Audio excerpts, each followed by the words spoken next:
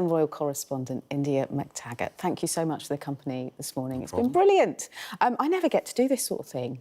Sit down, have a cup of tea, discuss the papers, because there's no time with toddlers about, so I'm enjoying this. Let's kick off with the Times, shall we, India? Yes. And this is all about royal warrants being issued, and potentially that might be extended to Catherine. Yes, so it will be extended to Catherine. She is going to grant royal warrants later this year to some of her favoured brands. And she will recognise sort of British industry and skills, according to a source close to her. So it's the first time she will have granted royal warrants. And it's also a first for anyone with the title of Princess of Wales since the days of Queen Mary. So it's quite significant. And she's basically tipped to give some of her favourite brands like Jenny Packham, Alexander McQueen, royal warrants. Those are her sort of favoured designer brands, as you can see the picture of her there. Stunning the dress. That is the dress. That is the dress. The ability to grant warrants is up to the reigning monarch. So the King has extended it to the Prince of Wales and the Princess of Wales. And we already know that she has, you know, extreme power with the Kate effect, which is when she wears a pair of earrings or anything, the sales for that particular item and company go up sort of 100%, as is mentioned in this article. So this will just be her sort of official royal seal of approval. Yeah, so under these changes with the King, they last 5 years. 5 years. And they have to have a very kind of environmentally friendly base, and essentially... They have to have one sustainability policy in place. So that was something he implemented when he was the Prince of Wales, OK, that's all good. Let's move on to the iWeekend. A bump down to reality with mortgage rates. Sorry about that. Kevin, take it away. So mortgage rates set to rise then. Yeah, I mean, if we thought that the cost of living crisis was coming to an end, I'm not sure anyone actually does think that, but it definitely is not. So it looks as though mortgage rates, unfortunately, are set to rise to above 5% potentially. Yeah, this is terrifying. 5-year deal. So if you were locked in 5 years ago when mortgage rates were still low, us as well, unfortunately, which is maybe why this caught my eye.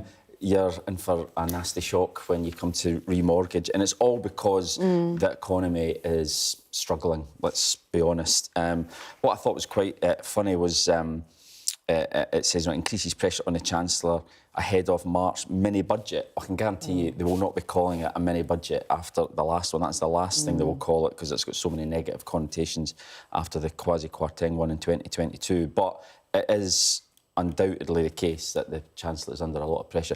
And the cost of living is the one thing, really, I think, that really people are aware of, because it hits them in the pocket. And so quickly too. Exactly. You know. They blamed the Conservatives for it before, and Liz Truss largely, I think, as well. And if Labour were brought in on a pledge of change, and if it continues under Labour, then voters are going to say, right, well, we're going to turf you guys out as well. And it's a question then of who benefits. Is it the Tories? And I wonder, looking forward, whether this bumpy water that we've got now, how long that lasts, and if real change can be achieved. Will there be much of an appetite for keeping this lot in number 10? Well, that's the thing. I mean, the one thing they've got in their favour is they've got a bit of time. It's 4 years, potentially, till the next general election. But actually, it goes in very quickly, and it takes a long time for policies to feed through. And that's why, as we were talking about earlier, Rachel Reeves is going so strong for growth, because without growth, then we're going to keep getting negative headlines like that. And if people's mortgages go up, as I say, that is another drag on the economy, because people have less money to spend in the shops, and it becomes, you know, a doom loop, as it's been called. So yeah, we've got to all basically keep our fingers crossed that the growth eventually comes, or else we'll all feel it, unfortunately. Yeah. We're going to move on now to... This is the Times, India, and it's...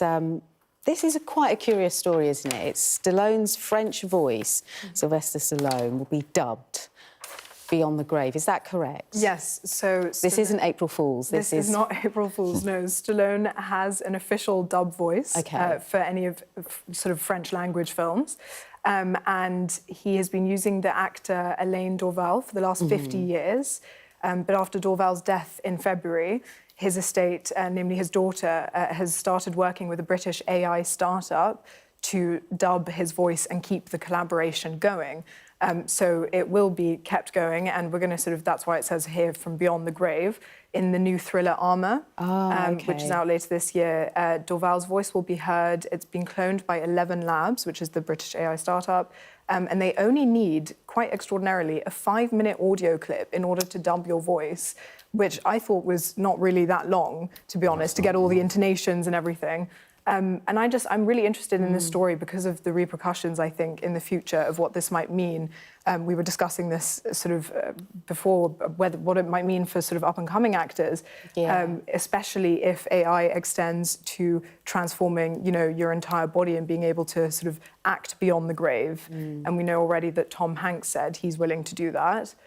So he's willing to sanction an AI of himself to perform into the future after his death. And other actors have obviously come out strongly against it. Robert Downey Jr. says he would sue any executives who would ever dare to do that to him. Yeah, which is good, because as you say, up-and-coming actors, what chance have they got if Tom Hanks is going to be filmed forever, even after he's gone? But I can understand, from his point of view, it's like, well, his estate will just continually be making money for the rest of his life, and his family for generations to come. So, and this is just the start of AI. That's the other thing to bear in mind. It's, we're right at the ground zero, really, of it, and it can go on. Run away with us. It can only get better and more powerful, and it's actually pretty scary, I think.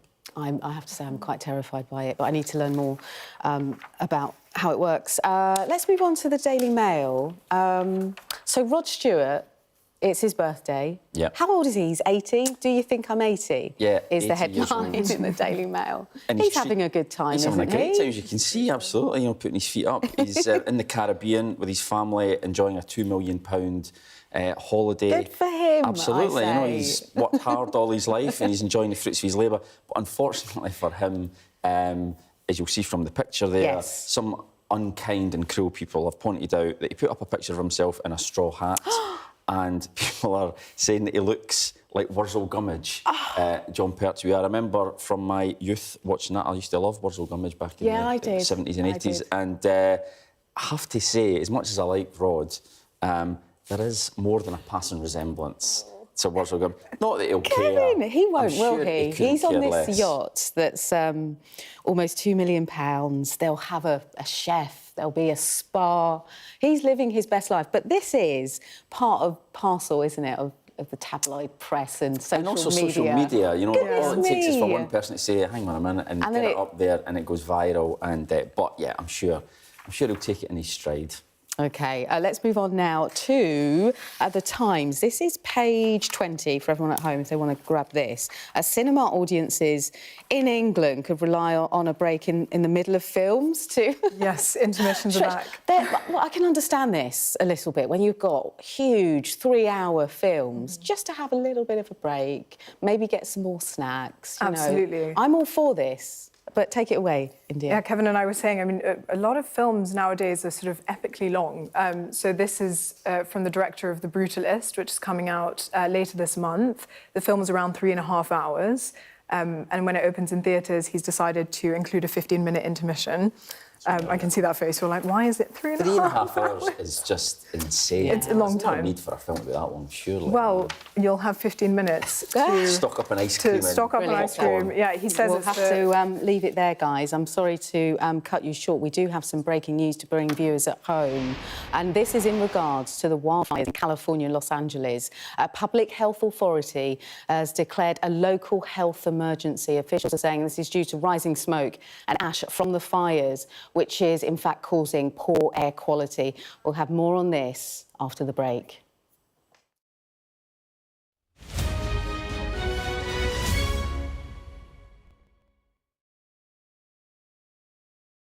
Weeknights on Sky News. This is your chance. Tell people.